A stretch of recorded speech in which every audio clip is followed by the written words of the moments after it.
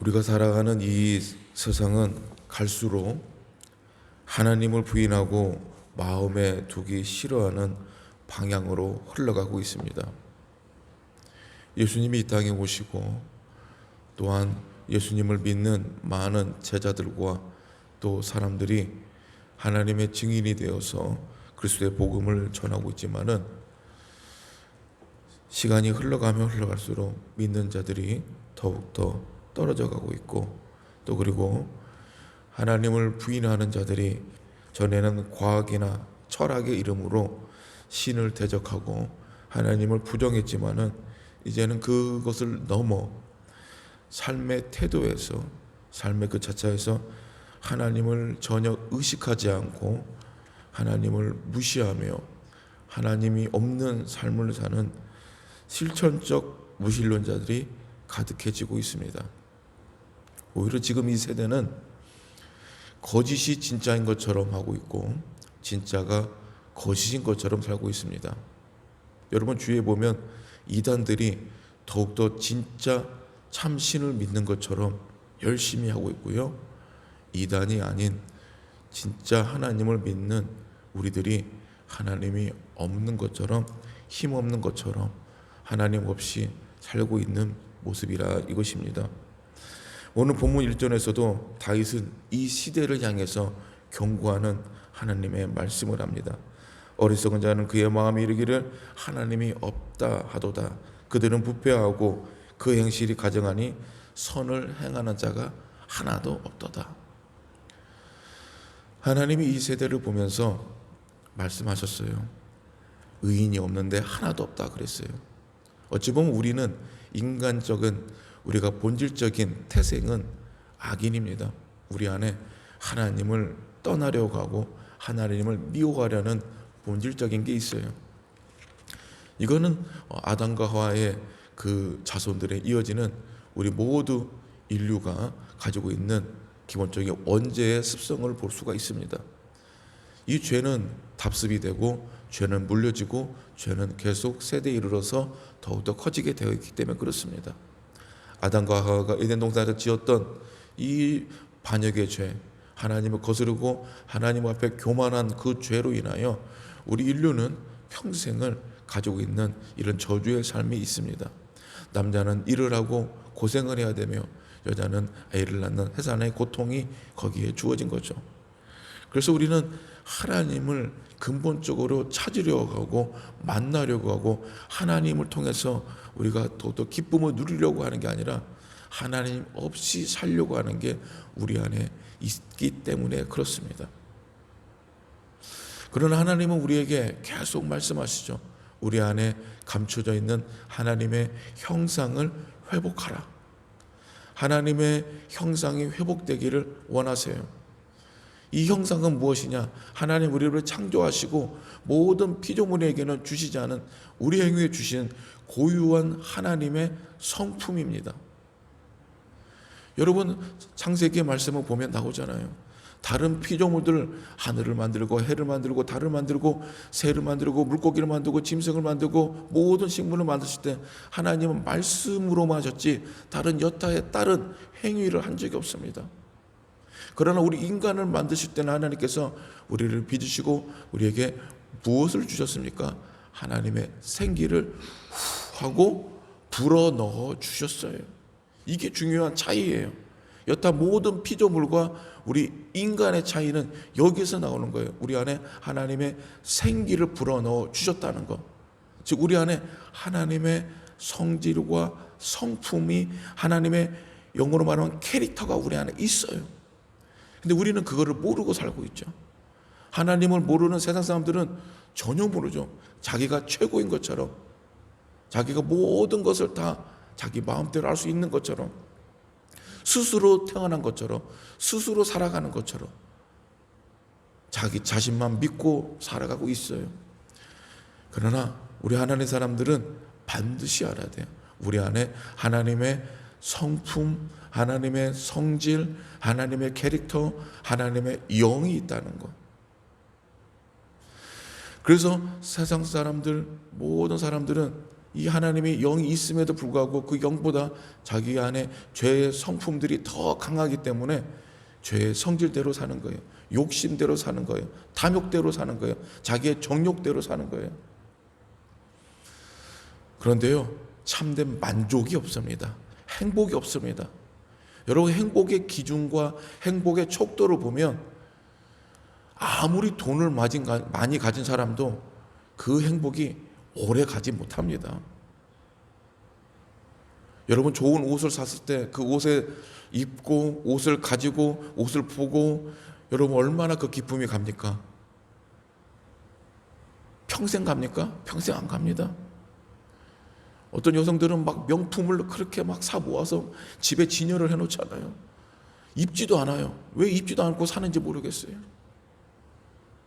그냥 그걸 소유하고 싶은 욕심이죠. 집을 사면, 좋은 집 사면 얼마나 그 행복이 갑니까? 좋은 차를 사면 얼마나 그 행복이 갑니까? 좋은 여행을 다니고 좋은 음식을 먹으면 얼마나 행복이 갑니까? 오래 가지 않아요. 다시 시간이 지나면 사람은 공허해지고, 사람은 또 그 공허함 속에 무언가를 또 얻고 싶고 가지고 싶고, 무언가 또 그 안에 새로운 것을 갈망하는, 이 갈망이라는 게 참 중요해요. 갈망하는 존재가 돼요. 뭔가 또 찾아서 또 기쁨을 누리고 싶어 해요. 근데 하나님 없는 사람, 오늘 말씀에서 말하는 이 어리석은 사람들은 계속 세상 것으로 통해서 뭔가 또 기쁨을 찾아가려고 하죠. 그것에 변질된 기쁨을 찾다 보면 악한 걸 찾게 돼요. 잘못된 것을 찾게 돼요. 위험한 걸 찾게 돼요. 그래서 이 마약이라는 것이 여기서 나온 거예요. 뭔가 기쁨을 얻고 싶은데 뭔가 이 세상에서 이것저것 다 해봐도 기쁘지가 않은 거예요. 왜 그런지 아세요? 우리 안에 하나님의 이 성품, 이 성질이 훼손을 당하고 있기 때문에 그래요. 여러분, 집에서 요즘 애완견을 많이 키우지만 짐승을 보거나 식물도 많이 키우면 식물을 보세요. 이 식물과 동물들이 뭔가 기쁨을 누리고 있는 게 있습니까? 즉 그들이 갈망하는 게 있냐 이 말이에요. 근본적인 것만 해결되면 이 식물과 동물들은 살아가는데 아무 지장이 없습니다. 먹을 것만 해결되면 되고 살 터전만 있으면 돼요. 식물들도 식물이 자랄 수 있는 조건만 갖춰지면 되는 거지 그 이상 필요한 게 없어요. 근데 우리 사람은 아니잖아요. 그걸로 되는 게 아니에요. 의식주로 또 우리가 살아가면서 얻는 걸로 행복이 없어요. 여전히 그 안에 갈증이 있고 갈망이 있어요. 그럼 어떻게 해결해야 되냐? 하나님의 형상이 회복이 돼야 하는 줄로 믿습니다. 하나님의 형상 회복된다는 것은 우리가 하나님 안에서 다시 참된 회복이 일어나야 돼요. 우리 영이 회복이 일어나야 돼요. 육신의 회복을 말하는 거 아니에요. 겉은 멀쩡하고 겉은 뻔질하지만 그 속이 골마 있다니까요. 영이 훼손되어 있다고요. 예배를 통해서, 말씀을 통해서, 기도를 통해서 내가 다시 하나님을 대면하고 하나님 안에서 내가 새롭게 되지 않으면, 성경에 나오잖아요. 새로운 피조물이 되지 않으면 계속 우리는 세상 것을 통해 만족을 누리려고 한다 이 말입니다. 그러다 평생을 사탄의 노예가 돼서 인생을 마감하게 되는 거예요. 하나님 안에서 새로운 피조물이 되시고 새로운 회복이 되시기를 주님의 이름으로 축복합니다. 그래서 어리석은 자라는 다윗이 한 말은, 이 어리석다는 게 무능하거나 지능이 떨어진 자를 말하는 게 아니라 하나님을 모르는 자를 얘기한 거예요. 하나님을 아는 사람들은 하나님 모르는 사람들 보면 답답해 보이잖아요. 답답해 보여요. 저게 인생의 전부가 아닌데 왜 저렇게 살까? 답답해 보이잖아요. 그러면서 다윗은 오늘 어떻게 이 어리석은 자들을 향해서 우리가 믿음을 지키며 살아야 하는지를 함께 살펴보겠습니다. 2절의 말씀에 보면 세상 사람들은 자기 소견대로 산대요. 그런데 하나님은 그 인생 가운데 굽어 살피신다고 그래요. 여호와께서 하늘에서 인생을 굽어 살피사 지각이 있어 하나님을 찾는 자가 있는가 보러 하신즉. 여러분, 하나님을 그냥 우리를 방관하시지 않습니다. 하나님은 졸지도 주무시지 않는다고 말씀하고 있잖아요. 우리를 보고 있어요. 계산하고 있습니다. 측량하고 있습니다. 체크하고 있어요. 어떻게 살아가는지를. 이거에 대한 결과는 하나님의 때가 됐을 때 드러나게 되어 있습니다. 지금은 많이 잊혀졌지만 불과 몇 년 전만 해도 2020년도에 코로나가 발생되고 교회가 셧다운이 됐어요. 예배가 셧다운이 됐어요. 막혔어요. 금지가 됐어요. 그때 어떤 일이 일어났습니까? 이게 잠깐이면 끝나겠지. 백신이 나오게 하면 끝나겠지만은 전 세계가 코로나 때문에 팬데믹이 되면서 큰 어려움이 있었잖아요. 그것 때문에 많은 자영업자들이나 기업들이 도산을 하거나 위기를 겪고, 무엇보다도 우리 믿음의 사람들이 신앙이 흔들렸어요. 근데 여기서 믿음이 정말 있는 참 믿음과 거짓 믿음이 드러났어요. 하나님께서 마지막 때에 키를 가지시고, 이 키를, 우리가 그 작물을 이렇게 흔드는 키 있잖아요. 이 키를 가지고 흔드신다고 했어요. 키로 흔들면은 알곡은 키에 남아있고 쭉정이는 바람에 날려 겨는 날아가게 되어 있습니다. 코로나가 바로 그런 거예요. 이러한 질병의 키를 흔들어 버리니까 믿음 있는 줄 알았던 사람이 믿음이 없었던 거예요. 교회를 나왔던 사람들이 예수를 잘 믿는 줄 알았더니 교회만 나왔던 거예요. 실상은 안에 알곡이 아니었던 거죠. 하나님께서 그렇게 하시면 쭉정이들은 바람에 나는 겨와 같이 날아가게 되어 있습니다. 이걸 하나님이 계산하고 있다는 거예요. 지켜보고 있다는 것입니다. 우리는 이 하나님 앞에 항상 신실한 하나님의 눈동자처럼 보시는 그 측량하시는 하나님의 계산을 기억해야 됩니다. 옛날에 재미난 얘기가 있습니다. 한 부족한 아이가 있었는데 이 아이가 믿음의 신앙생활을 하기 위해서 어떤 신앙의 공동체에 합류를 했습니다. 그런데 그 아이는 다른 수련생들보다 덜 떨어져 가지고 차별이 됐어요. 그래서 다른 수련생들은 그 아이를 보면서 비웃었죠. 불을 깃는 것도 잘 못하고, 아침에 일어나서 같이 모이는 것도 못하고, 줄 서는 것도 못하고, 모든 행동이 부족해 보였어요. 그러나 그 수련을 담당하는 선생님은 그 아이를 유심히 봤어요. 한 번은 거기 있는 모든 수련생들에게 퀴즈를 냈습니다. 숙제를 낸 거예요. 너희들은 오늘 해가 지기 전까지 새를 한 마리씩 잡아와라. 이게 아주 쉬운 문제죠. 그러나 그 아이는 쉬운 문제가 아니에요. 새를 잡는다는 게 좀 어려울 거예요. 근데 단서를 줬어요. 새를 잡되 아무도 없는 곳에서 새를 잡아라. 이 새를 죽일 때 아무도 없는 곳에서 죽이라는 거예요. 이제 흩어졌습니다. 해가 뉘엿뉘엿 지려고 할 부분이 됐을 때 한 명, 두 명 마당에 죽은 새를 던져 놓습니다. 그런데 해가 지고 나서도 오지 않은 한 사람이 있었어요. 바로 그 어리석은 부족해 보이는 친구였어요. 더 놀란 것은 그 친구가 늦지막히 헐레벌떡 뛰어오는데 한 손에는 여전히 새가 살아있다는 겁니다. 이걸 보고 수련생들이 비웃기 시작합니다. 아유, 저 친구 저럴 줄 알았어. 저렇게 저거 하나 못 하나 하고 비웃기 시작해요. 선생님은 소동되는 그 수련생들을 진정시키고 늦게 온 그 아이에게 물어봅니다. 너는 왜 새를 잡지를 못하고 죽이지 못했니? 그리고 왜 늦었니? 이때 그 아이가 아주 놀라운 말을 해요. 선생님이 시키는 대로 저는 새를 잡아서 아무도 보지 않는 곳에서 죽이려고 했는데 항상 하나님이 제 옆에 계시고 저를 지켜보기 때문에 저는 이 새를 죽일 수가 없었습니다.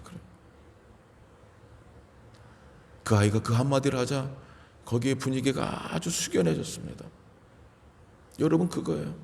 하나님은 우리 안에 없는 것 같지만은 고람되어 항상 우리와 함께하고 계십니다.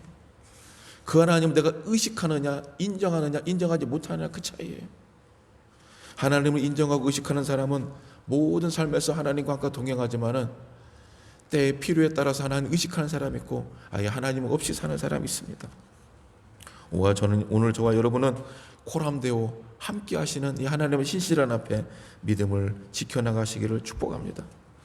결국에 다윗은 이 절망 가운데 하나님 없다는 자들 앞에서 희망의 메시지를 전하고 있어요.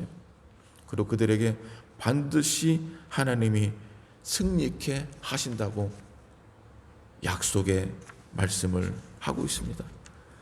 오늘 말씀 7절에 이스라엘의 구원이 시온에서 나오기를 원하도다. 여호와께서 그의 백성을 포로된 곳에서 돌이키실 때에 야곱이 즐거워하고 이스라엘이 기뻐하도다. 하나님이 돌이키실 때 하나님의 그 때가 있습니다. 여러분, 우리가 하나님의 시간과 사람의 시간을 잘 알면 쉽습니다. 베드로전서 말씀에 보면 베드로는 이렇게 말씀하고 있어요.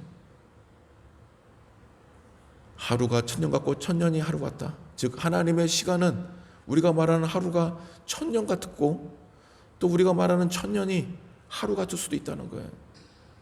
하나님이 말씀하시면 그 말씀으로 이 우주도 단번에 형성이 됐습니다. 이 지구도 하나님 말씀으로 단번에 생겨났어요. 창조가 됐어요.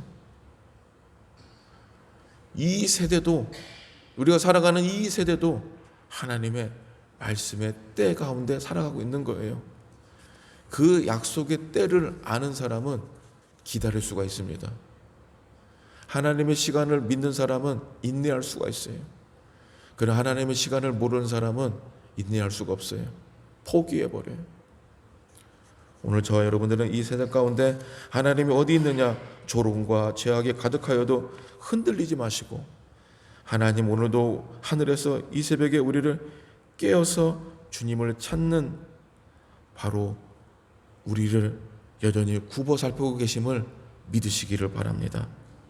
마침내 주시는 승리의 기쁨을 맛보는 지혜로운 성도들 되기를 주님의 이름으로 축원합니다. 기도하겠습니다. 하나님 감사합니다. 하나님보다 더 좋아지는 세상, 그래서 이 세상에 안주하려는 우리를 보면서 다시 한번 하나님 안에 하나님을 바라보며 하나님을 신뢰하며 하나님을 믿으려는 이 믿음으로 새롭게 세워가요 새 피조물이 되게 하여 주시옵소서. 하나님만 붙들 수 있는 믿음, 포기하지 않는 믿음으로 하나님을 기쁘시게 할 수 있는 약속의 증인들이 되게 하여 주시옵소서. 어느 곳에도 어디에도 계심을 인정하고 하나님의 코람되어 함께 하시는 이 신실하심을 지켜갈 수 있는 우리 모두가 되게 하여 주시옵소서. 오늘도 믿음의 사람들 가정 자녀마다 주님께서 만나주시고 축복하시고 함께해 주시고 믿음의 가문과 믿음의 대가 이어지게 도와주시고 자녀들 하는 일들 가운데 그들이 바라고 뜻하는데 하나님과 함께 아름답게 일들을 지어가게 하여 주시옵소서. 취업하려는 자, 시험을 앞두는 자, 또 병상에 있는 자 주님께서 만나주시고 위로하시며 치료하시며 이들의 앞길이 열리는 축복이 있게 하여 주시옵소서. 감사하며 예수님의 이름으로 기도하옵나이다. 아멘.